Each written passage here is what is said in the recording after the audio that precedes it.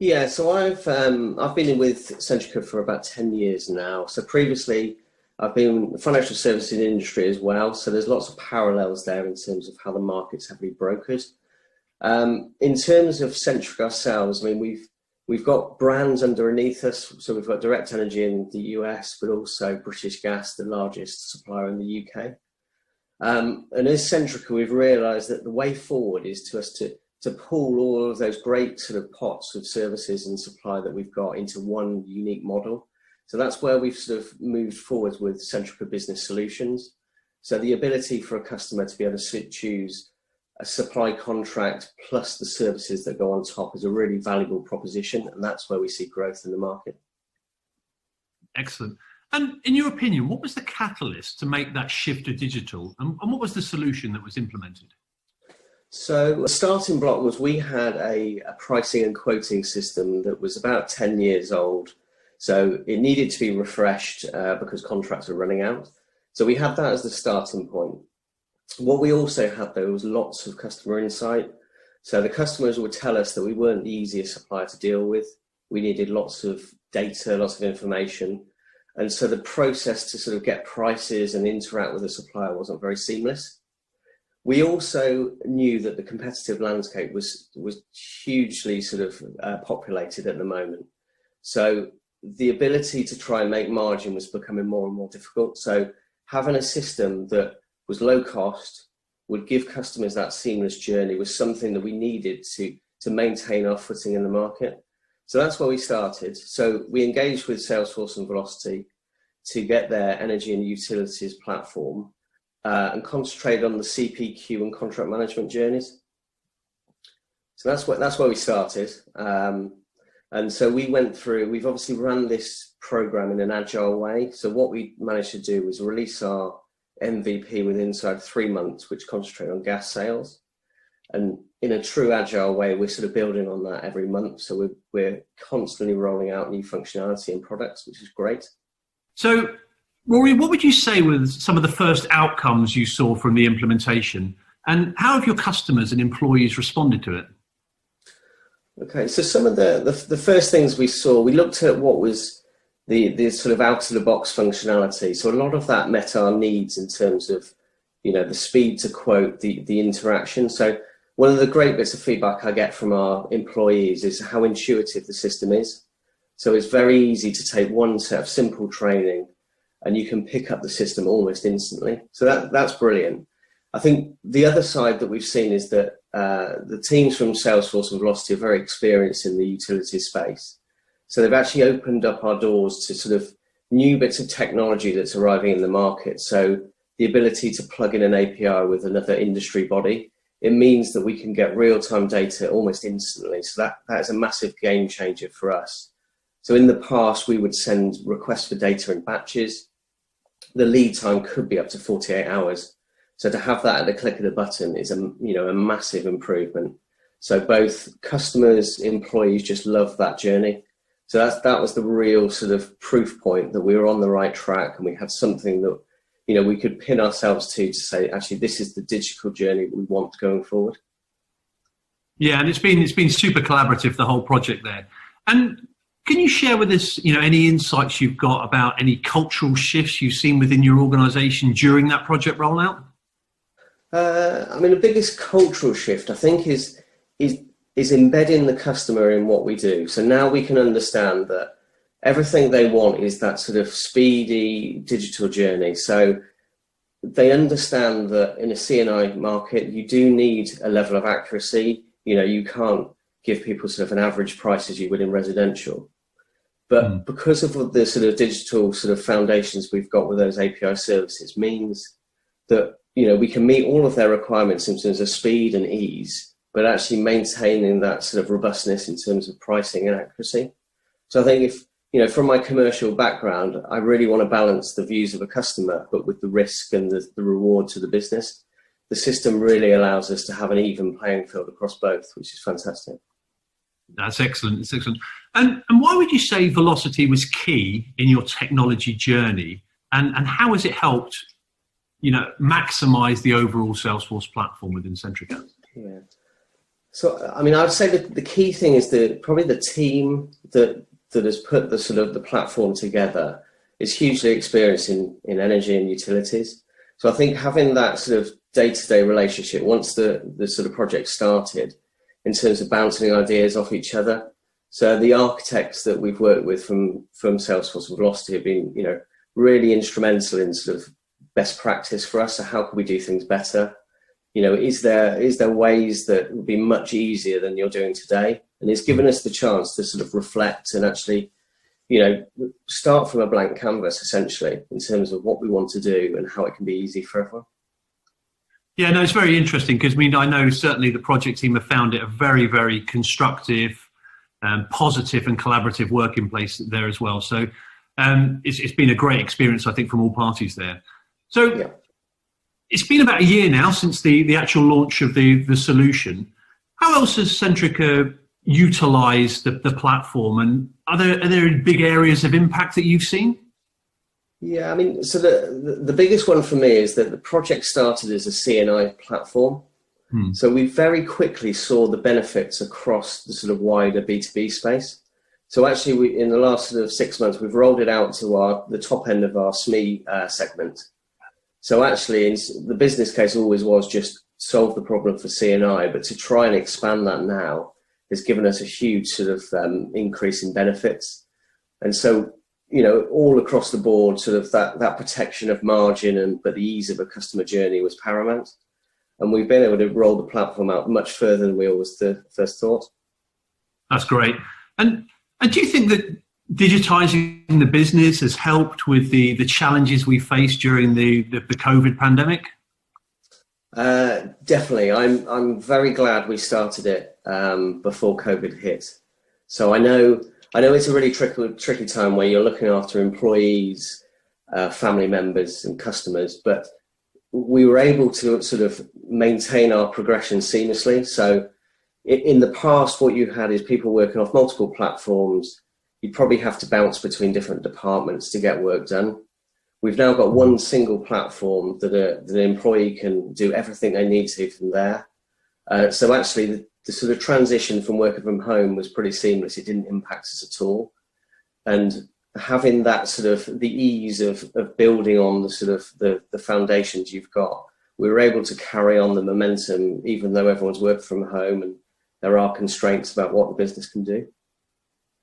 Yeah, no, I think that move to digital certainly helps with that drive and that progression going forward. So a little bit more, Rory, around the kind of the makeup of the solution. What role did other third-party software providers play within the overall solution, and how did you partner with them for the whole transformation? Yeah, so we've got a number of third-party partners. So one of the main ones is a pricing specialist called Gorilla. So they're a company based in Belgium, and so what they will do, they can process thousands of calculations in seconds. So something that's really key for the C&I space when you're dealing with large customers. I think what we found is that the interaction between Salesforce and Gorilla has been seamless. It's great that they can work on a sort of a cloud-based functionality to pass information over. So there's no sort of handovers of huge files or sort of data problems we previously would see. We've also called on a lot of industry specialists in terms of getting data over. So whether that is industry level details on a meter or a supply point, but also some of the large consumption data files that we needed to price. So I think the proof point to me is always that a customer now just needs to give us a meter ID number. We can go away and within a second, we've got every bit of information that we need to price the customer correctly. So, it's a huge savings in terms of operational efficiencies, but from a customer perspective as well, they think it's the same as if you were ordering something through Amazon. So it does really elevate our position there in the marketplace, which is great. Yeah, and I think what it's clearly shown is that partnerships are and will continue to be absolutely critical for energy companies moving forward. Sorry. I was just going to say, I mean, we're always finding new bits of technology as well, which is something that I think the platform enables us to integrate with. So if there's something that's just come onto the market in the last 3 months, it's not like it's a whole wide scale program to get that installed. It's really flexible. and adaptive, which is really great. Mike Furman, you've been at Generali for 2 years, right? And Martin Frick, you've been there for 3 years. Give me some of the highlights for you at Generali so far. Two things. The one is having seen for the first time our new head office in Milano, the Twisted Tower. A fascinating object, inspiring object. You can see it from all over Milano. More related to the work, it was this moment in the summer of 17. We were just sitting out on the terrace of our restaurant and made the decision of how we go about selecting our CRM platform. Completely unconventional. We had a great time and we pulled it off in the next couple of weeks. Certainly only in Switzerland people are seeing mountains out their windows. In other places people aren't so lucky, of course, during the lockdown. What do you think, what have you learned the most from this situation, from COVID? COVID was one of the best drivers in our company for digitalization and getting many things much earlier done. Things that usually would have taken probably 4 years to align to make sure that everybody's happy, we had to do in a couple of weeks, and it worked. And that was a big outcome. So if everybody pulls on the same string, things are going to happen, and are even able to happen fast. So let's shift a bit and let's talk about how you're talking to your customers right now. Okay, staying on track with COVID, the unavoidable topic, but how are you talking to your customers right now, specifically around COVID? When everything happened and everybody was forced at home, our agents started to call our customers. And they were not calling to sell insurance. They were just calling to ask, how are you doing? And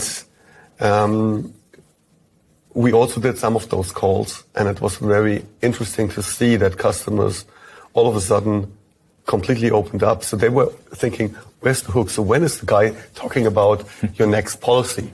Or this is now what you need to buy? It didn't happen. So it was just checking in how people feel at the moment. And I think that creates that trust.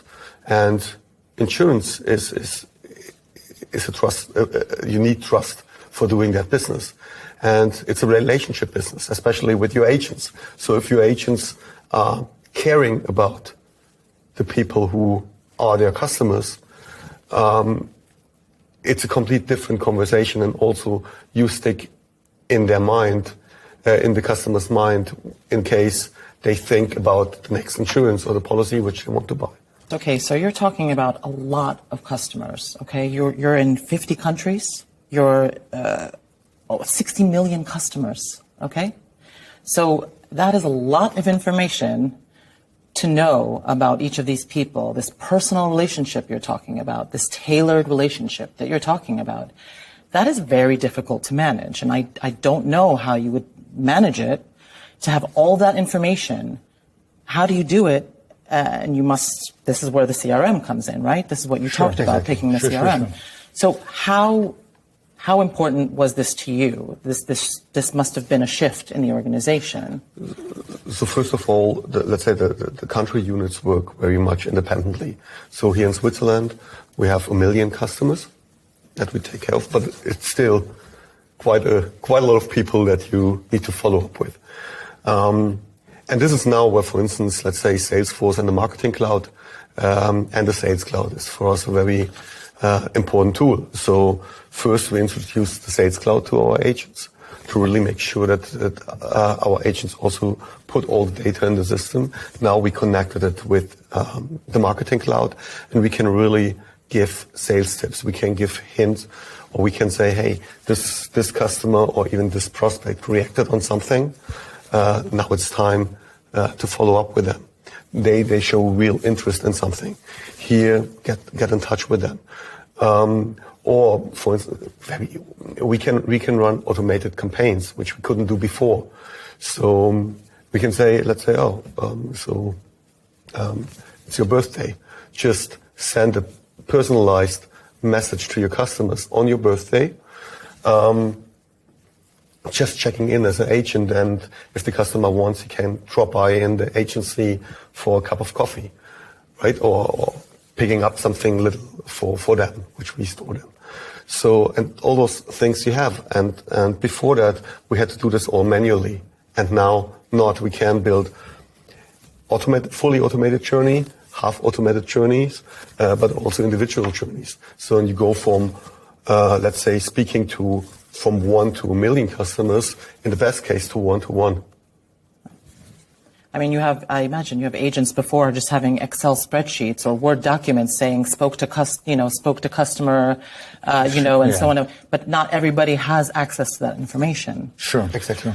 And now you have a repository, imagine, where you have everything in one place, all the information about a single customer in one place. I mean, how huge a shift was that in a mindset, in the culture of the people who work in your organization? Yeah, sure. I mean, our agents also before served the customers well, but they had to have it all in their heads. And now we can, from all different sources, from the claim side, from the marketing side, from the sales side distribution network, feed information into the central repository, so that the agent, when he or she is in contact with the customer, has this, what you call the 360-degree view on the customer.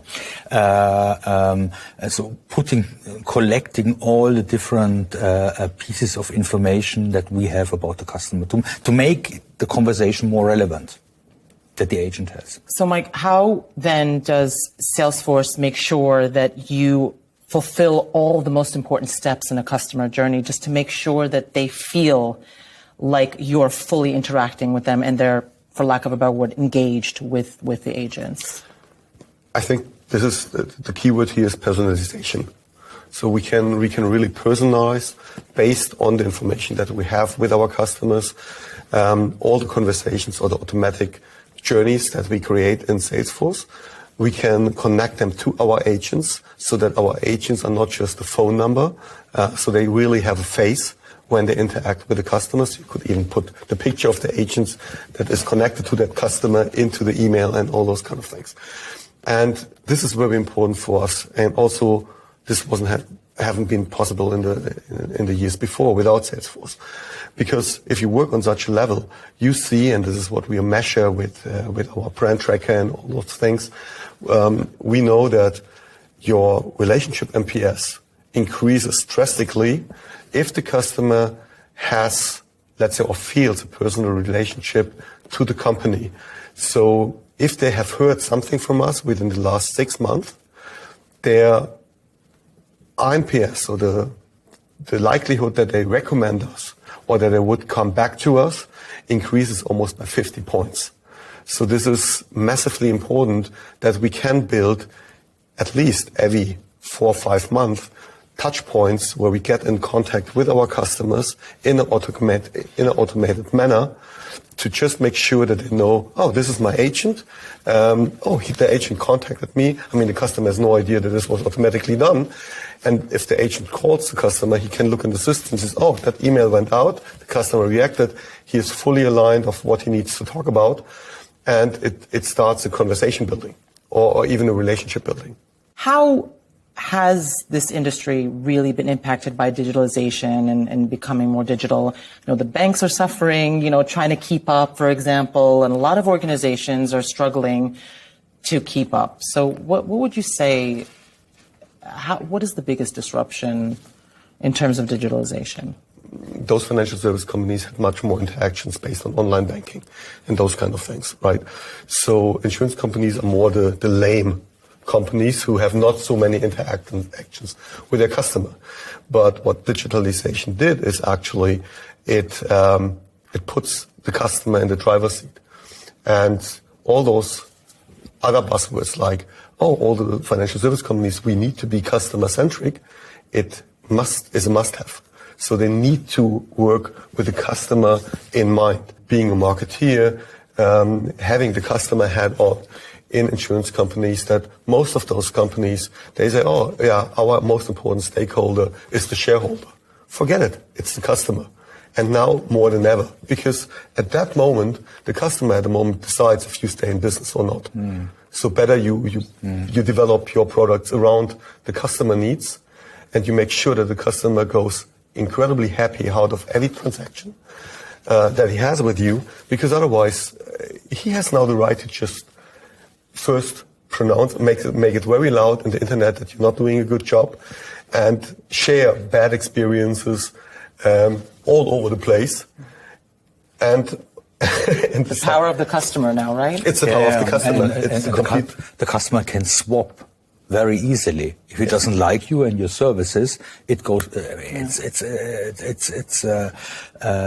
Takes seconds to swap. It's easy to lose a customer, right? It's easy for the customer to swap, and for us to lose a customer. Yes. If you build relationships with your customer, if the customer knows that there is somebody that I have in my claim center, someone who is empowered to make decisions to help me, and it's not giving me to someone else, and I'm then in the phone loop with many people, and I have really let's say, first-time resolution.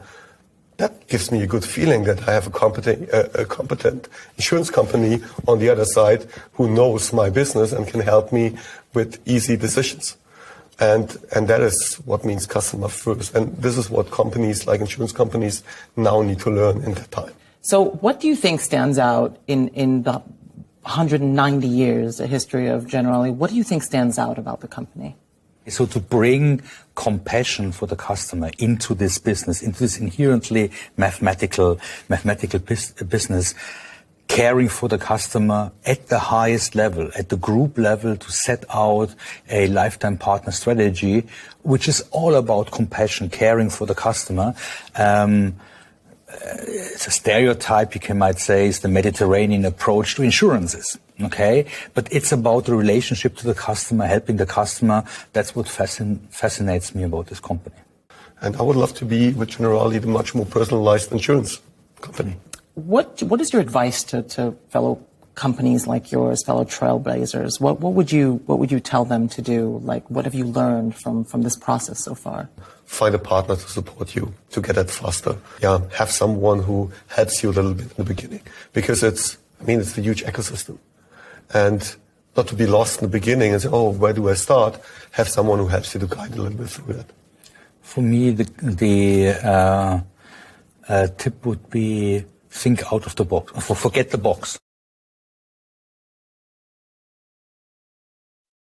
Teresa, perhaps you can share with us a little bit about the business challenges that facing you today as it relates to HCP engagement. Sure, and thanks for having me, Jennifer. Really a pleasure to be here with Salesforce and to just talk about the challenges that we've had over the last couple of years at Merck, and we're known as MSD outside the US.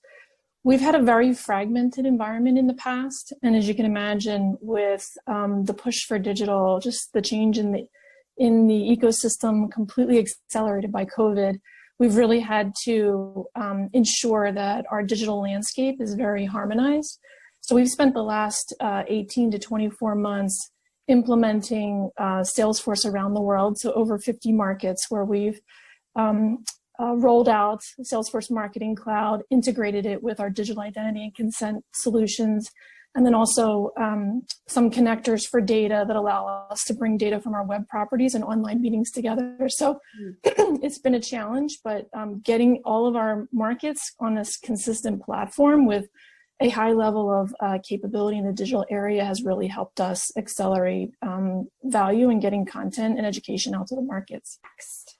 So I wondered, Teresa, if you could talk a little bit about sort of what the next steps are at Merck in terms of expanding your digital engagement, or, optimizing or improving where you're already at. Sure. Jennifer, you've actually teed it up. So for us, next best engagement is really on our horizon for the end of this year and 2021.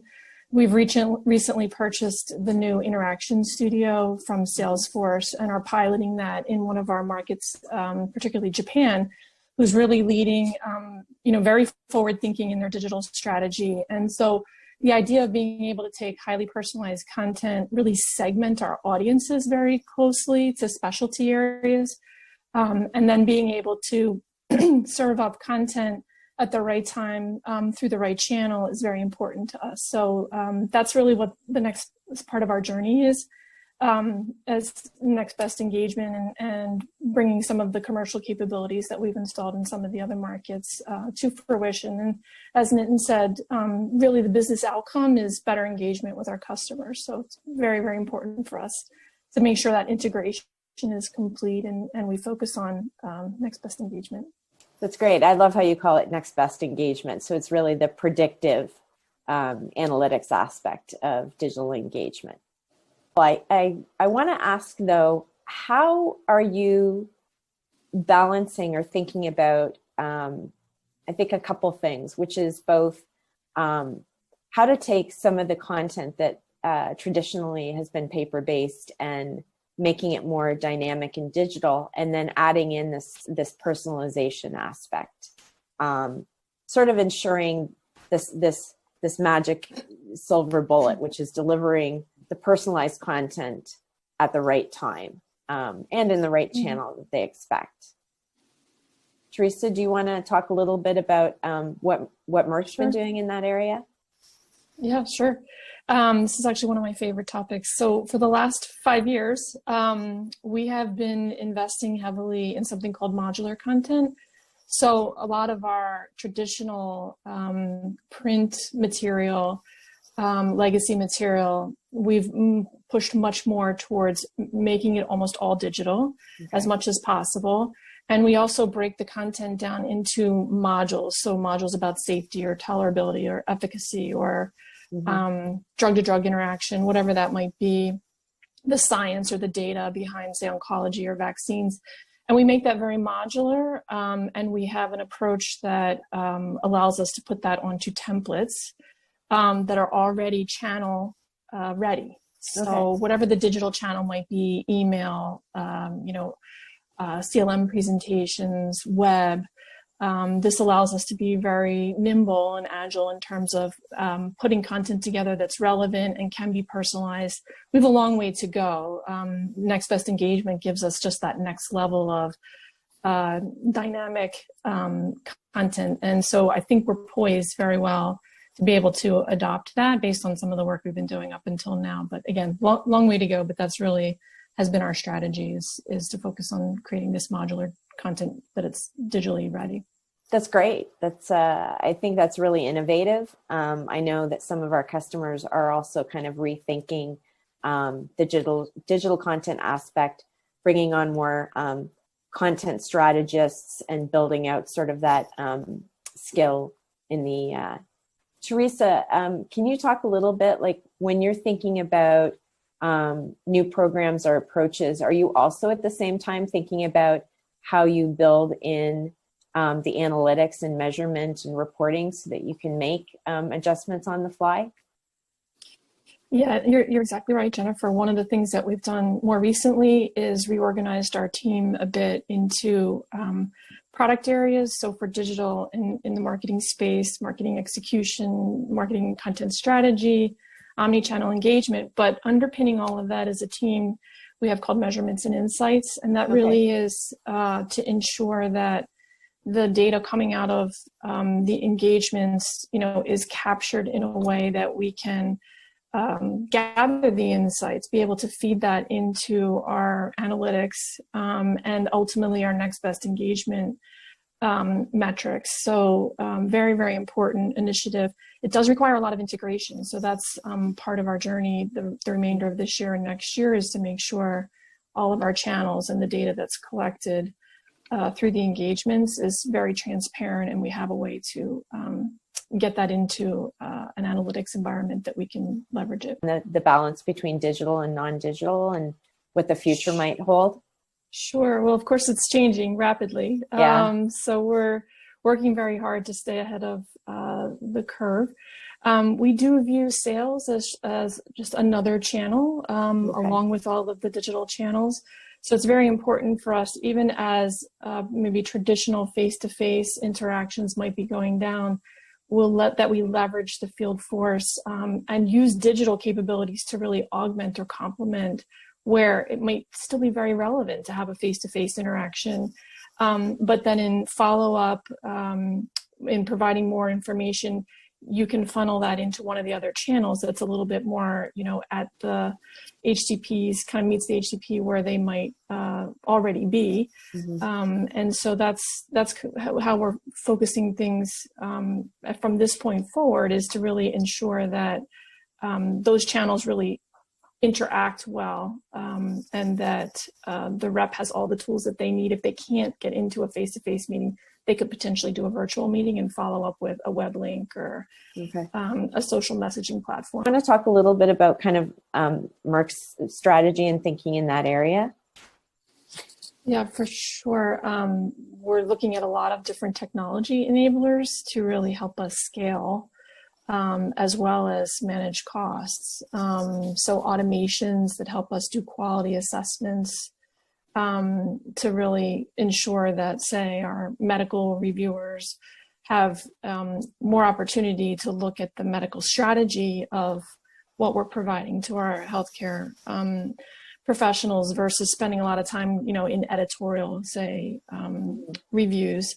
So that's one area. We're also looking at just general, capabilities that allow us to personalize things more dynamically. And that way, again, if a physician in a particular market, and many of our emerging markets are all mobile first, if they're only looking at their mobile device, we're really trying to emphasize how we bring the right content to them in that format, so that they can, engage with their patients and really have the information at their fingertips and not have to worry about, going back and following up and finding another way to go get that. They can do it in real time. So those are some of the ways that we're trying to make things a little bit more scalable and cost effective.